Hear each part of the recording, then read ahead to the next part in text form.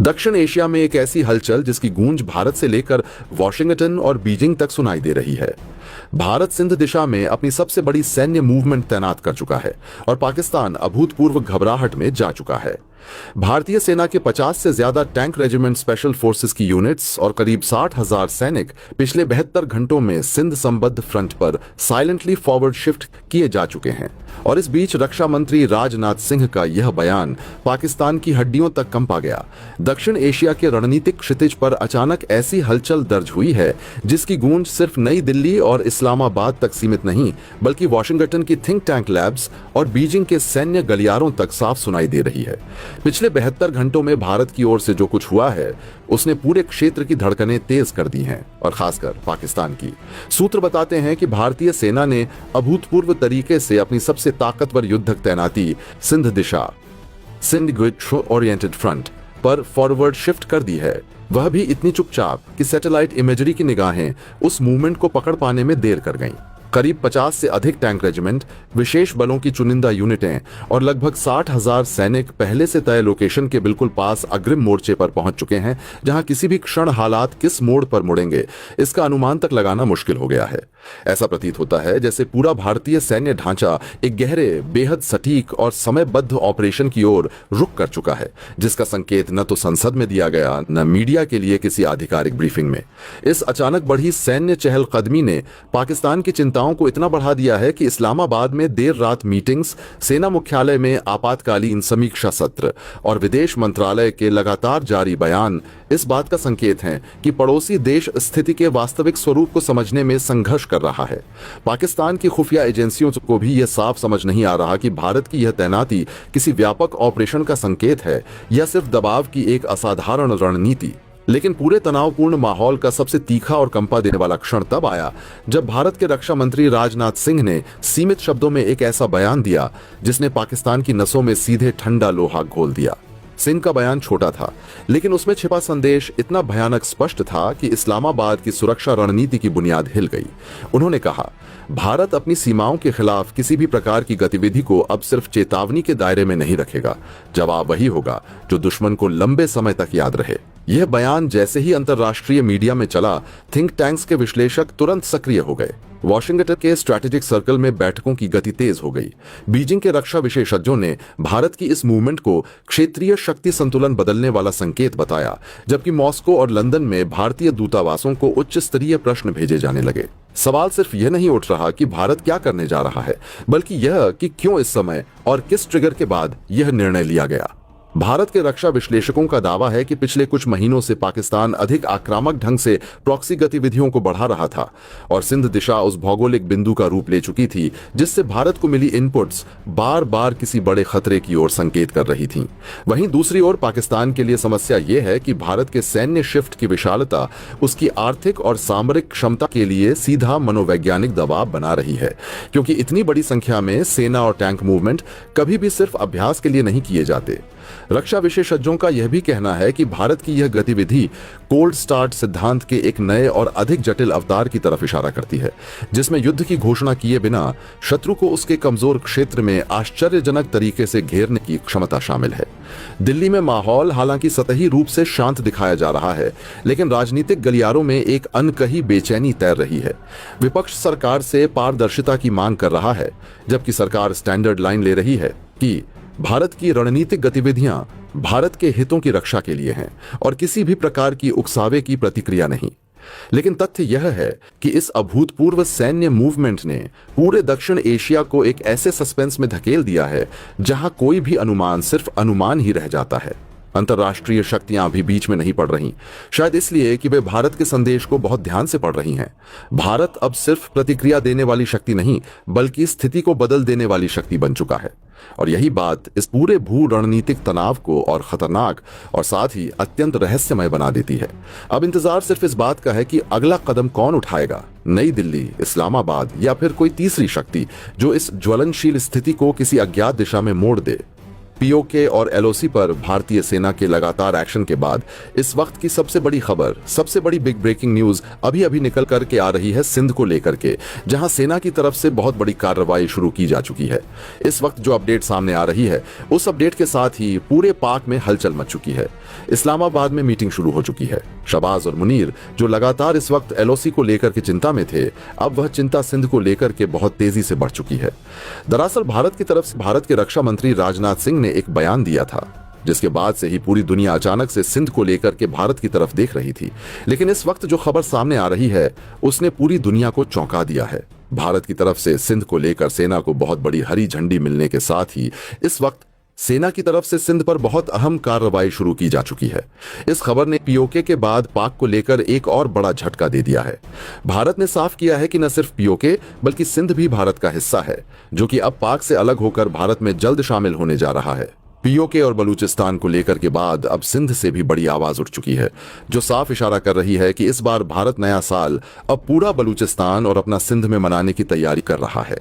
पिछले 72 घंटों से उपमहाद्वीप की हवा में एक अनसुना कंपन था, कुछ ऐसा जो दिखाई नहीं दे रहा था, पर हर संवेदनशील रडार, हर युद्ध विश्लेषक, हर कूटनीतिक गलियारा उसकी धड़कन महसूस कर रहा था।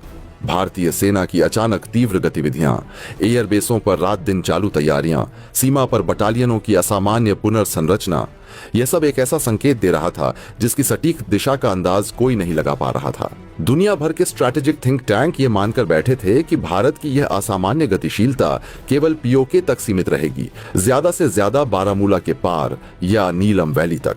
लेकिन दिल्ली में बंद दरवाजों के पीछे कोई और ही मानचित्र खींचा जा चुका था, और उसका पहला अक्स दुनिया ने तब देखा जब भारतीय सेना ने अपने टैंकों और स्पेशल फोर्सेस को उस दिशा में मोड़ दिया जिसकी ओर किसी की नजर भी नहीं गई थी, सिंध। यह खबर जब पहली बार बाहर निकली तो वैश्विक समाचार एजेंसियों के न्यूज रूम में कुछ क्षण तक स्थिरता छा गई।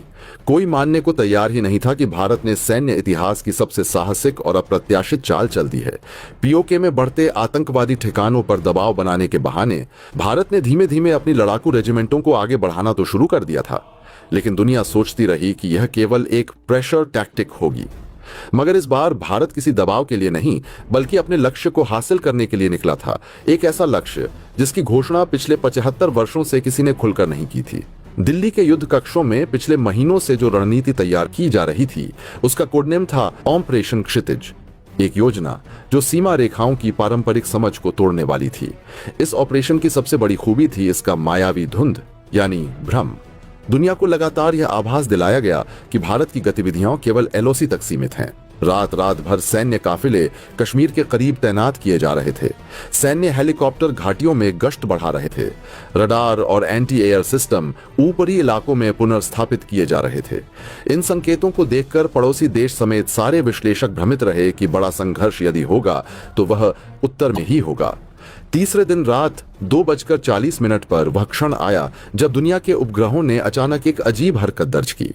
राजस्थान के एक गहरे रेगिस्तानी सेक्टर में, जहां महीनों से कोई महत्वपूर्ण सैन्य मूवमेंट नहीं हुआ था, अचानक दर्जनों T-90 एमएज, अर्जुन MK-1 ए टैंक, BMP-2 इन्फेंट्री व्हीकल और SFF की विशेष टुकड़ियां एक लंबी सर्पिल आकृति बनाकर दक्षिण पश्चिम की ओर बढ़ने लगीं। यह वो रास्ता था जिसे सैन्य मानचित्रों में कभी कम प्राथमिकता वाला माना गया था। सीमाओं का वह बिंदु जहां निगरानी बेहद कम होती है और रेत का विस्तार किसी भी मूवमेंट को निगल कर छुपा सकता है।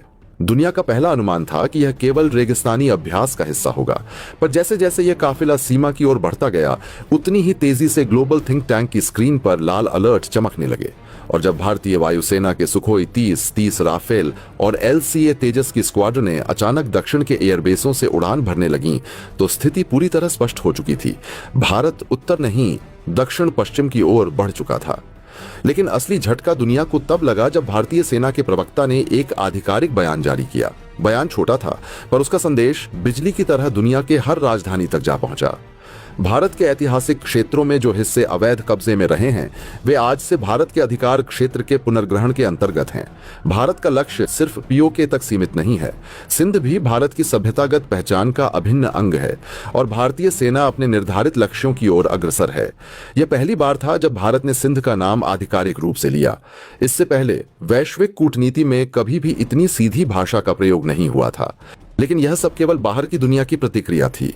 असली तूफान तो सीमा के उस पार उठ रहा था। भारतीय सेना का आगे बढ़ना केवल सैन्य शक्ति का प्रदर्शन नहीं था, बल्कि एक अभूतपूर्व रणनीतिक समन्वय था। लगभग 50 से अधिक टैंक रेजिमेंटों की संयुक्त संरचना, जिसमें mechanised infantry, artillery brigade, long range multi rocket launcher और एयर कवरेज यूनिट्स शामिल थीं, एक ऐसे मार्ग से आगे बढ़ रही थी जो वर्षों से निष्क्रिय समझा जाता था। इस मार्ग को चुनने की वजह स्पष्ट थी। यह सबसे कम अनुमानित दिशा थी और यहीं भारतीय सेना ने अपनी रणनीतिक बढ़त बना ली। भारतीय वायुसेना ने रात के अंधेरे में जो हवाई गलियारे बनाए थे, वे किसी अभियंत्रण कला की तरह सटीक थे। AWACS सिस्टम 50,000 फीट की ऊंचाई से पूरा युद्ध क्षेत्र देख रहा था, जबकि ग्राउंड टू एयर नेटवर्क ने सभी रडारों को समन्वित कर एक छत्र ढाल तैयार कर दी थी, जिससे भारतीय टुकड़ियां सुरक्षित रूप से आगे बढ़ती रहीं।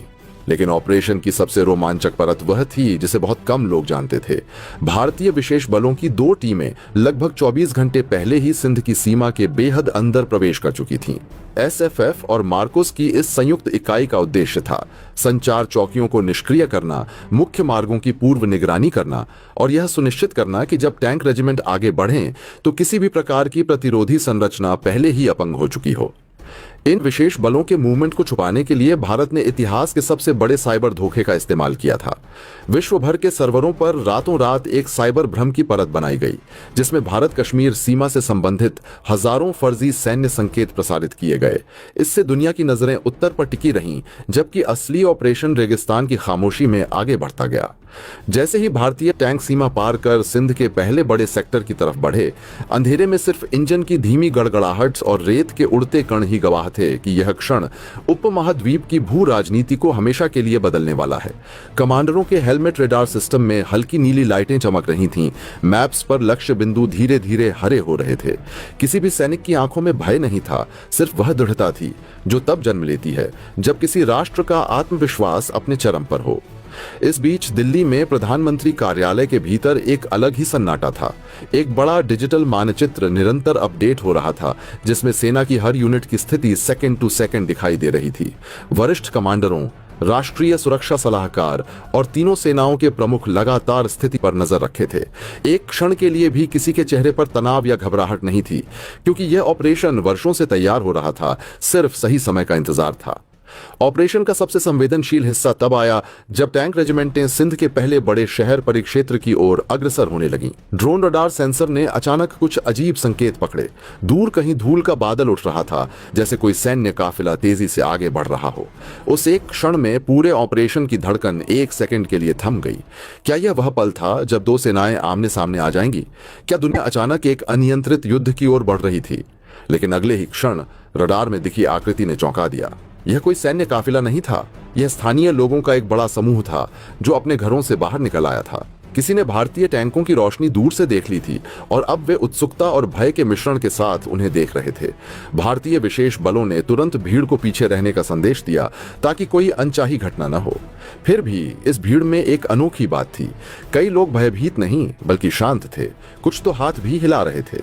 यह दृश्य भारतीय कमांडरों के लिए अप्रत्याशित था। एक वरिष्ठ अधिकारी ने अपने हेडसेट में कहा, यह भावनाएं संघर्ष से तेज चलती हैं, आगे बढ़ो पर सावधानी के साथ। जैसे ही भारतीय सेना ने आगे बढ़ना जारी रखा, दुनिया भर की मीडिया लाइव कवरेज के लिए टूट पड़ी। अंतर्राष्ट्रीय मंचों पर बहस शुरू हो गई। क्या यह भारत का सिविलाइजेशनल रिक्लेमेशन है? रिक्लेमेशन है? क्या यह भू राजनीति का नया अध्याय है, या एक ऐसा कदम जो आने वाले दशकों तक एशिया की शक्ति संतुलन को बदल देगा? लेकिन इन तमाम प्रश्नों से परे भारत अपने रास्ते पर अडिग था। सीमा की धूल में टैंकों के निशान गहरे होते जा रहे थे। ऑपरेशन केवल सैन्य नहीं था, यह रणनीति, इतिहास, मनोविज्ञान और राष्ट्रीय संकल्प का मिश्रण था। और दुनिया को अब महसूस होने लगा था कि भारत ने सिर्फ खेल नहीं बदला, खेल का पूरा बोर्ड ही बदल दिया है।